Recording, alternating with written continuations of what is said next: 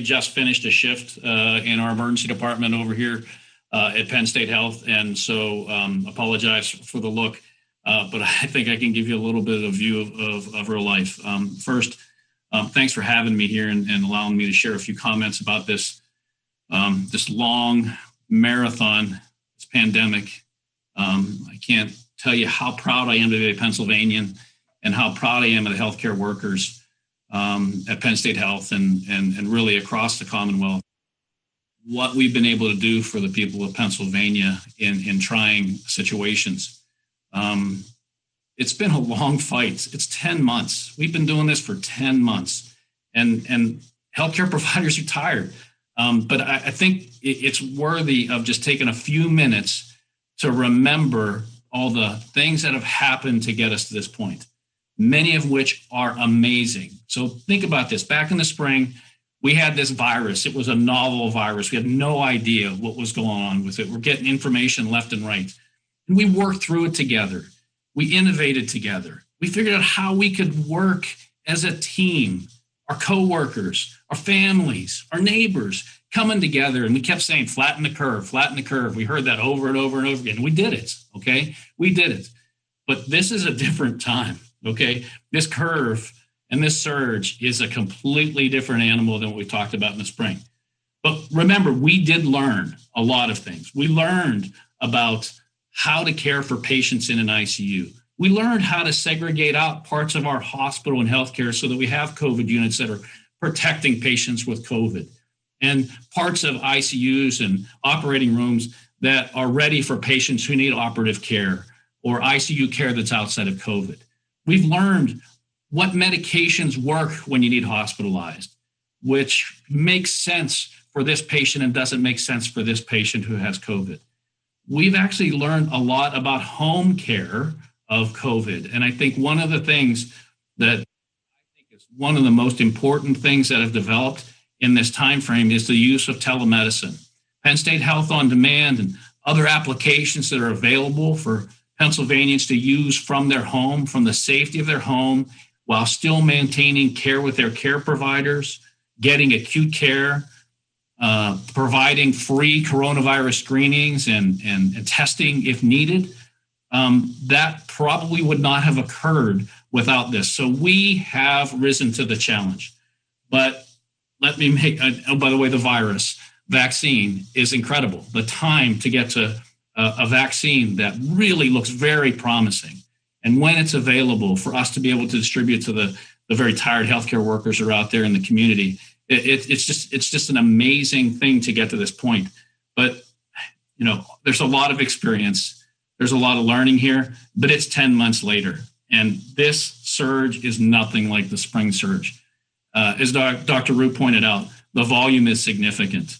The number of patients, the variety of patients, the number of patients who are at home positive, the number of patients that are in hospitals and ICU positive is significant.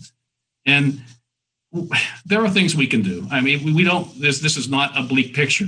This is another opportunity for Pennsylvania to come together to fight this infection. You've heard us talk about this before. We need to have the capacity of our healthcare systems to provide care for COVID patients and for non-COVID patients. And you know what to do. We've been talking about this for a long period of time. It's about wearing a mask. And not sometimes wearing a mask, not partially wearing a mask, not covering your nose. It is about being diligent. It is about being persistent about wearing the mask and wearing the mask all the time. It's about washing your hands and washing those surfaces, especially in common areas. It's about doing the things you can do in your bubble with your family to maybe not spread around as much as you'd like to with the Thanksgiving or the other holidays or Hanukkah. You know, we can protect each other and ourselves with that. It is really, really, really important. These are actions that you can take today. And of course, social distancing, maintaining that social distancing, not relaxing, but maintaining that diligence associated with it. And I'll add a fourth, that vaccine is really important. We want to protect ourselves. We want to get immune as individuals, and collectively, we want to produce community immunity. All of us together can do that. You know, on behalf of the healthcare workers who are working so diligently and are so tired, but remain so compassionate and remain so caring for all those patients we take care of. I'm proud. I'm really proud to talk about that here. And if I can say anything to the public, one, thank you for what you've done in the spring.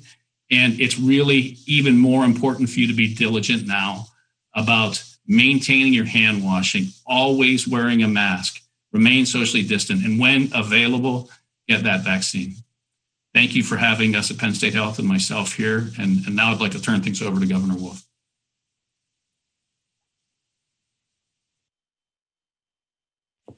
Thank you, Dr. DeFlitch. I really appreciate that. And Dr. Rue, Dr. DeFlitch, Dr. Higa, thank you all for joining us today in this announcement. And as always, Dr. Levine, you've done tremendous work, and I appreciate everything that you're doing. But again, thank you for being here, and to everybody out there, thank you for joining us.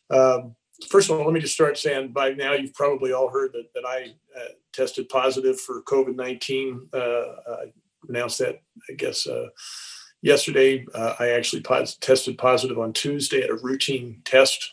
All employees who were at the Pennsylvania Emergency Management Agency, which is where I hang out when I'm in Harrisburg, are tested every Tuesday, and my test came back positive.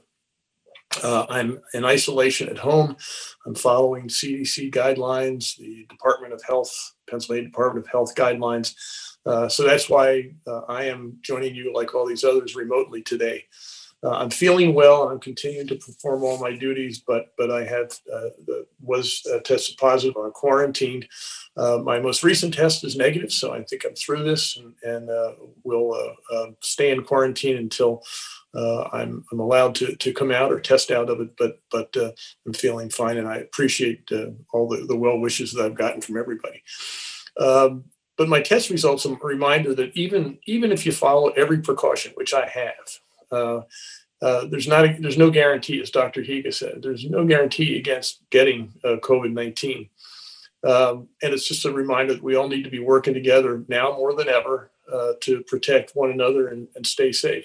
I think Dr. DeFlitch is right. We're in a really unusual time here, but there is light at the end of the tunnel. It's not like back in March. We know more about it. We're more prepared than ever. But this is something that we've got to get through so that we can get back to life as we want it to be. This is so frustrating and so painful, but we can get there. And there is light at the end of the tunnel. The point is right now, the problem we're all facing is that this virus continues to rage in Pennsylvania. And over the past several weeks, it's become clear that we need to take further mitigation actions to protect Pennsylvanians and stop the spread of COVID-19. We all hoped it would not come to this. I mean, that's the point. The current state of the surge in Pennsylvania, though, will not allow us to wait. We need to slow the spread right now in order to save lives. If we don't, we're going to be in big trouble. So today I'm announcing additional temporary COVID-19 protective mitigation measures in the Commonwealth. The measures go into effect on Saturday, December 12th at 12:01 a.m. Friday into Saturday, and they expired Monday, January 4th at 8 a.m. With these measures in place, I hope that we accomplish three goals. First, I want to stop the devastating spread of COVID-19.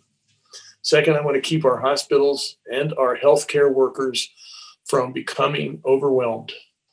As Dr. DeFlitch said, we're now in the 9th or 10th month of this pandemic. People are really tired. We're all tired, but our healthcare workers, above all, are really, really tired. And we want to make sure that we keep them from being overwhelmed. The third thing is to help Pennsylvanians get through the holiday season and closer to a widely available vaccine, that is the light at the end of the tunnel, as safely as possible. This is a bridge to that better future that we all know we can get to in Pennsylvania. We know that COVID-19 thrives in places where people gather together. And therefore, these protective mitigation measures target high-risk environments and activities like those. And they aim to reduce the spread of this devastating virus. So here are the things that we're going to do starting Saturday. First, extracurricular activities at schools will be suspended, including tournaments and practices. Second, indoor gatherings and events will be limited to no more than 10 people.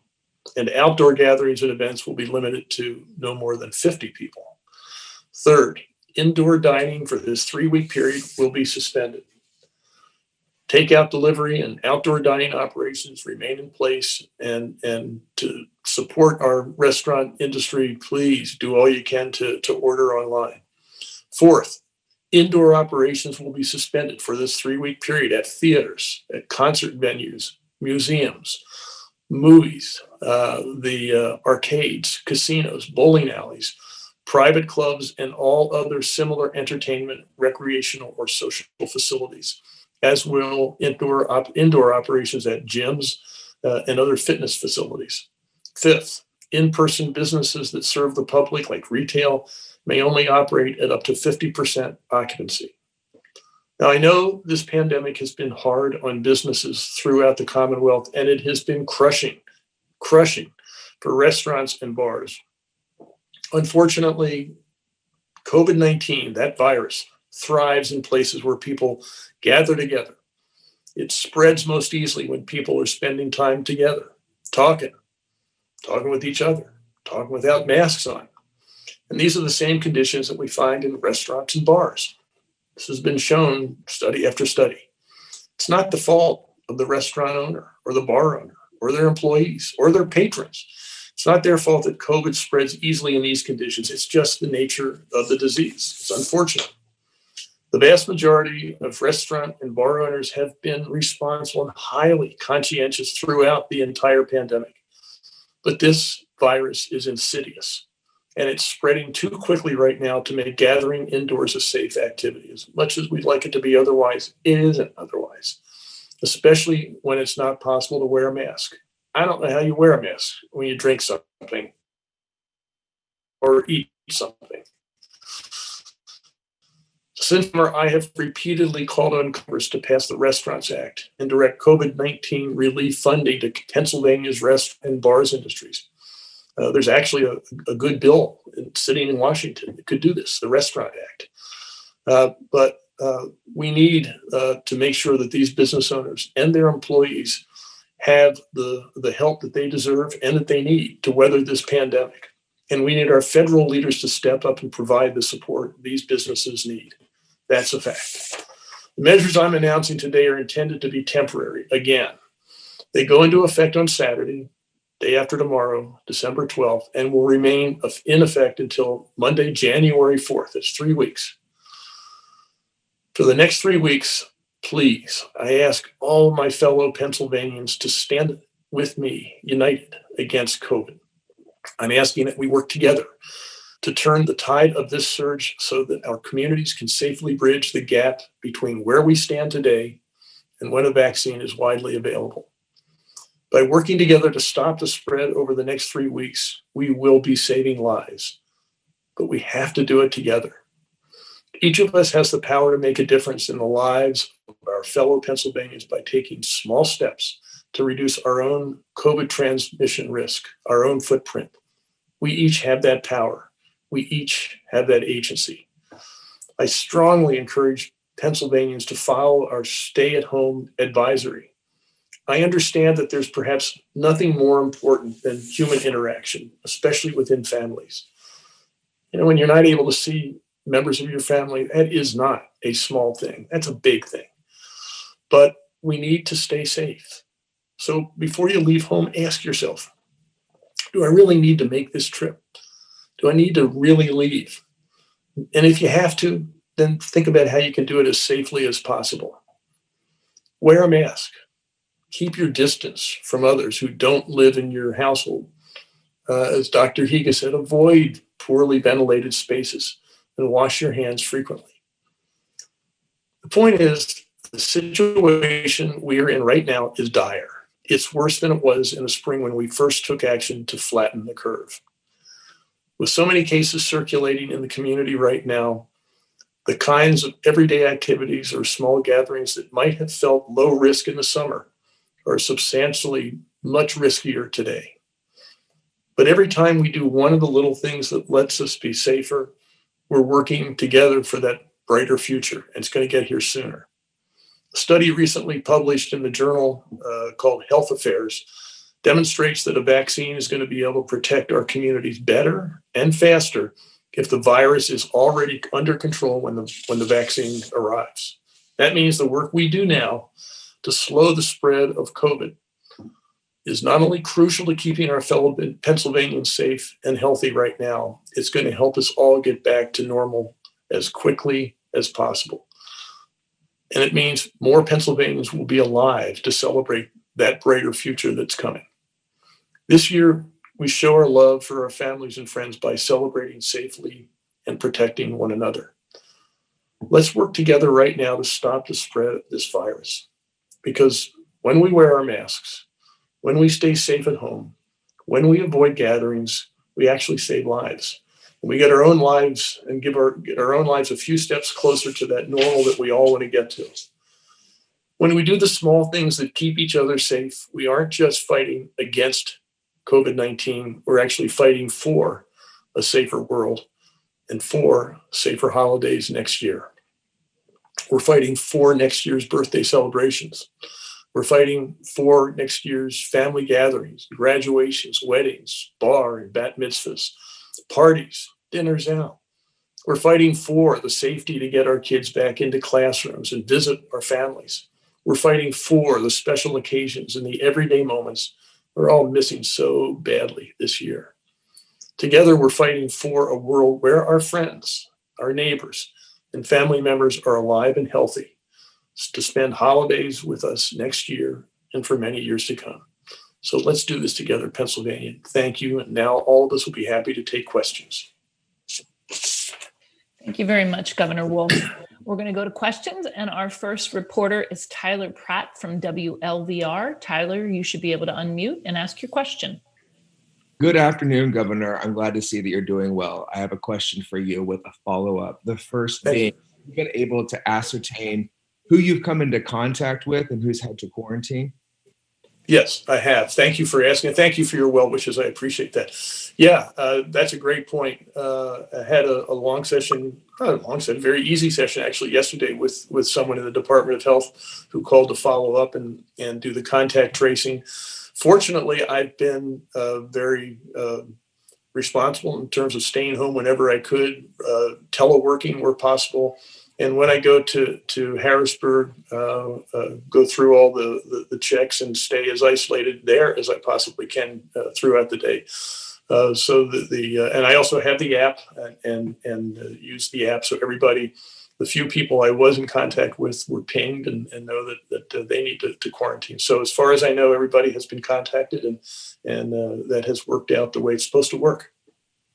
And as a follow-up to your mitigation orders, what would you say to businesses, particularly indoor restaurants, that have been preparing for months for this winter and buying supplies to deal with in-person dining now that they're closed? Will there be any support offered to them? Well, as I said, financially, what I have been suggesting and arguing for and trying desperately to get since August is funding from CARES Act money that we had here at the state, which is going for other purposes, and trying to engage the federal government to do more for the restaurant industry. Again, as I said, it is no fault of the restaurant owners or the bar owners that the virus really does well in those environments, or owners of gyms or those kinds of facilities. But that's the fact. So we can ignore that. Or we can do what you're suggesting, and that is do what we can to get financial support for the workers and the restaurant and bar owners who are suffering so disproportionately through this pandemic. None of us likes this situation, nobody. But it's what it is, and we need to figure out how we can best navigate our way through that, and that's why these targeted, limited mitigation efforts, I think, are important as we all wait for the holy grail out there, the vaccine. Thank you, Governor. Thank you, Tyler. Next up, we have Liz Kilmer from WPXI. You should be able to unmute, Liz. Hi, Governor. Thank you for taking my question. I think piggybacking off of my colleague, for small businesses, you talked a lot about restaurants. This is going to be so devastating. And, you know, this is the government putting people out of work right before the holidays. We, the federal judge, rule that the previous lockdown was unconstitutional. What can you say just regarding your belief that this is constitutional? Is this the only way? And what else, if anything, can be done to help these small business owners? Well, first of all, it's not the government putting businesses at risk; it's the virus. I think let's keep in mind all of us are doing the best we can to fight this virus. And as everyone, Dr. Rue, we first talked to, and Dr. DeFlitch and Dr. Higa, we're all concerned that if we don't address this correctly right now, we are going to face even worse problems with the hospitals and our healthcare system that has to take care of us all. If they're not able to do that, that's going to be a bigger problem than anything else we could possibly imagine. So we're not targeting anybody, the virus is. And we're trying, as the government, working on behalf of the people of Pennsylvania, to try to figure out what's the best way we can act right now in a targeted, measured way, in a restricted way, to actually allow us to get to the point where we have the vaccines. The vaccines, as Dr. Levine can talk in more detail about this, but should be starting to be available next week. I hope, but it's going to be time before people get through the different. I think the first 2 rounds vaccines are going to take two shots. But what we need to do is get through the period right now. That's what I'm trying to do here. And again, it's the virus that is dictating this, and all of us, I think, need to focus on the effort, the most targeted and the most effective ways to actually deal with this. So again, as I said, it's unfair. We're frustrating. It's terrible. But when we get together with other people for whatever reason, it's a real problem. And that's what the virus really likes. If we want to fight this virus, that's what we're going to have to deal with. And it's as uncomfortable as it is. Rachel, you want to talk a little more about the vaccines? Yes, sir. I'd be very pleased to talk about the vaccine. So we're very, very hopeful that that the FDA today, actually, and the CDC tomorrow will be authorizing the Pfizer vaccine. And then we anticipate the distribution and then the administration of the vaccines as early as next week. The Pfizer vaccine would be first distributed to hospitals such as Geisinger Health System and Penn State Health System, where they'll be immunizing their healthcare workers, thought of very broadly. And then we anticipate potentially in a week or more, the Moderna vaccine, the second vaccine, to be authorized by the FDA and the CDC, and then also again distributed to hospitals for administration to healthcare workers. At that time, we also anticipate that the Pfizer vaccine will be also distributed through our pharmacy partners at CVS and Walgreens to nursing homes and other long-term care living facilities through the end of December and then into January. So as you've been saying, there is a light at the end of the tunnel, but it is going to take time as we work to distribute the vaccines through the different phases through the population of Pennsylvania. We, of course, have to take a very careful health equity lens as we look to make sure it's fair for everyone in terms of getting the vaccine. Thank you, Dr. Levine. Our next reporter is Samantha Zern from PLS. Samantha, you should be able to unmute. Hi, Governor Wolf. I'm curious whether anything will change with regards to how these measures are enforced, particularly with regards to private gatherings. I know we've heard from y'all before that small private gatherings are spreader events. So, is there anything new to how enforcement's going to happen? Well, thank you. It's a good question. We've been increasing our enforcement efforts, and we'll continue to do that. We've engaged, obviously, the state police and the Capitol Police and all the other state enforcement officials, but we're also working with local law enforcement. And then you have local health departments. The Department of Agriculture has some regulatory capacity, Department of Revenue, the Department of Labor and Industry. So we're working through all of those to continue to do whatever we can to increase enforcement. So yes, we will. That's a very important part of this. Thank you. Next up, we have Ford Turner from the Morning Call. Ford, you can go ahead and unmute.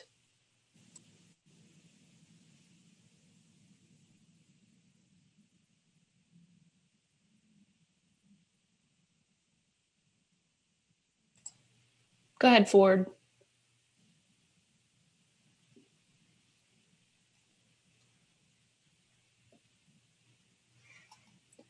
He may be having a little bit of trouble unmuting, and we can go back to him. So next we'll go to Hannah Brandt from ABC 27. Go ahead, Hannah.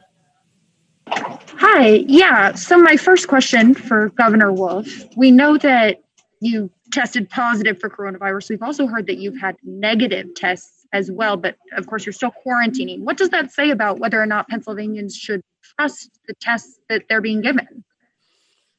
Well, the hope is that everybody goes through that you test positive, you get the disease, and eventually as you come through it, you test negative, and that's what's happened here. So I tested positive and then have had tests since then and have tested negative. And again, as people go through this disease, I hope that's what happens to everybody. So your belief is that it's not a false negative, instead that you don't have the coronavirus any longer? Well, the process is that you actually have a number of tests to confirm that, and I have not yet gotten the results of my latest test, but the hope is that confirms that I am indeed now negative. And then one more follow-up question, sorry, for Dr. Levine on the vaccines. We've heard that the CDC wants to collect personal information about people and use that data on the vaccines. Is Pennsylvania planning to turn over information from people, personal information for people who are getting the vaccine? Well, so the CDC has a data agreement process, and so Pennsylvania will be working with the CDC, and we have been able to work through the data agreement. They're not going to be collecting identifiable information, so they're not going to know exactly who a person is or their exact address, but they are gathering demographic information so they can understand who responds to the vaccine best, who might have any particular issues with it. And so, this is not a new process. We work with the CDC all the time on many diseases and pass on non-identifiable data to the CDC. Great, thank you. Thanks, Dr. Levine. Next up, we have Paul Go from the Pittsburgh Business Times. Go ahead, Paul. Hi, thank you for taking my call. I wanted to know, obviously these measures are going to go in effect and there's a lag, so things are going to be worse before they're better, I would assume, given everything that's happening. Can you tell me, what your projections are for when this could start to see some impact with these mitigation measures? And then also, if the situation continues to deteriorate for whatever reason, what additional actions are you contemplating or willing to take? Well, I'll turn it over to Dr. Levine for the modeling, because we have a number of different models that we're using for this. But at this point, we're not thinking about anything else. So, Rachel, do you want to take the modeling question? Sure. Thank you. It always takes at least approximately 2 weeks for mitigation measures like this to start to show a decrease, right? Because the incubation period of the virus is up to 2 weeks. So with these current mitigation measures, we're hopeful that we'll start to see an improvement by the end of December. The models that the governor were talking about, and we follow a number of different models, but one of them that has been used nationally as well is the IHME model, or the Institute of Health and Metric Evaluation. And that's from the University of Washington. And that has been a very, very concerning model. There's a recent update in the last week that shows in terms of the number of new cases, we're seeing 11 up to 12,000 new cases a day, that by the end of the month, we could be seeing 15,000 up to 20,000 new cases a day. If we're seeing now we're seeing actually over 200 deaths a day, that could be higher. And they anticipate, if nothing was done, that we could be seeing significant amount of deaths by the spring. So that is why the governor is acting now, and why the mitigation measures have to go in place now to work to stop the spread. Let me just add to that if we do these things and people wear masks and practice social distancing and make responsible individual decisions, the numbers are going to be very much better than the model predicts. If we do these mitigation efforts for 3 weeks and we don't we don't each follow these things are going to be worse. So it's a bit of a moving target, but these 3 weeks, if we all pull together here and do the right thing, we should be able to be in a much better place by the time the vaccines arrive. Thank you, Governor. Next, we have Flora Pastorera from PennWatch. Flora, you should be able to unmute. Thank you. Governor, I think there's a little bit of a confusion. On Monday, you said that you were working on a plan to actually help restaurants and said that they were taking a hard hit and they were going to take an even harder hit during the holidays. It seems that your actions today are not going to help the restaurants. They're going to hurt them even further. And some of the restaurant owners have already said that they can't survive and they're going to defy the order and stay open. What will happen to them if they in fact stay open over the next 3 weeks for the indoor dining? I think what you're talking about is the financial work, and I continue to support. The U.S. Senate is considering what they're calling a compromise that actually includes help for restaurants. But I will look at anything working with the General Assembly that we can do here in the shorter term to make sure that we help those restaurants. Again, as I said, there is no question that restaurants and bars have been really hard hit by this, and we're coming into a really tough time for this mitigation effort to take place, because it really does make a hit into a very busy time for what would otherwise be a busy time. But it's also the kind of thing that the virus really likes. We need to try to stop that virus. So what will happen if they in fact defy the orders and continue with indoor dining over the next 3 weeks? Well, we have the enforcement in place. There will be the usual citations and fines. Thank you, Governor. Next up, we have Jamie Martinez from Spotlight, PA. Jamie, you should be able to unmute. Hi, thanks for taking my question. Governor Wolf, we've been talking about the fall and winter surge for months now, since the summertime. Why weren't these mitigation efforts put in place sooner and put in place so aggressively sooner? Yeah, because the surge wasn't as bad. The holiday season, this really, we think, stems from families getting together, the heavy travel that took place over Thanksgiving. And I don't think anybody foresaw that. When you go back to September and even October, it really wasn't as bad as it is now. It has taken off exponentially. So the hope was that the things that I did put into place would be enough to take us through the Thanksgiving season. It didn't work out as well as I hoped it would. Thank you. Go ahead. If I can follow up on that, what are you going to be looking at to measure success? I mean, I guess what I'm asking is, how will we know that these mitigation efforts are working? I think that the things that Dr. Levine talked about, the hospitalization rate, we really have to look at that. I think Dr. Rue was the first one to call and say, this is a problem. And as he said in his comments today, it's one thing. The hospitals are doing tremendous work to try to balance their responsibility here. But just, he mentioned all the things that we can't afford to have a healthcare system that's so overwhelmed that it can't deal with heart attacks or accidents. Well, another thing is, we're not even talking about influenza. The flu season really started in October, but it's been pretty mild so far. The worst months for influenza are typically January and February. So we've now gotten to a point where things have really taken off. We've been lucky so far with influenza, but I don't think we can expect to be that lucky for that much longer. And we just can't afford to let things keep going the direction they're going. And since we've gotten into November, things have taken off really exponentially. And as Dr. Levine said, as the models show, if we don't do anything, it's going to get worse even faster. So this is the right time to do it. If we had known more, maybe we would have done it a week earlier, but we need to act as early as we see the need. Thank you, Governor. Our last question today is going to be from Annie McCormick from 6 ABC. Go ahead and unmute, Annie.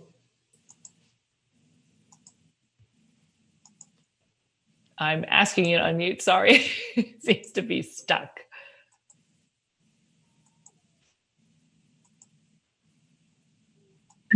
There we go. Sorry. We're wishing you that's okay. We're wishing you a speedy recovery from Philly, Governor. Thank you.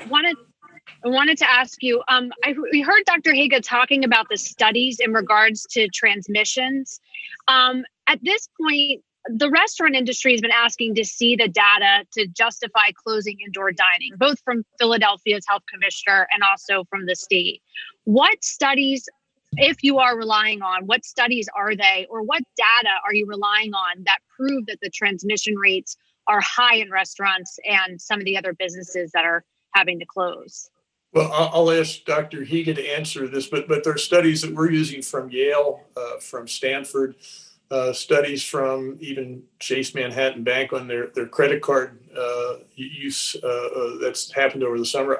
I'm not sure I've seen anything that says anything other than when people get together, take their masks off, drink and eat together and are in close quarters, that anything good happens when it comes to the virus. That's just the reality. So Dr. Higa, am I missing something there?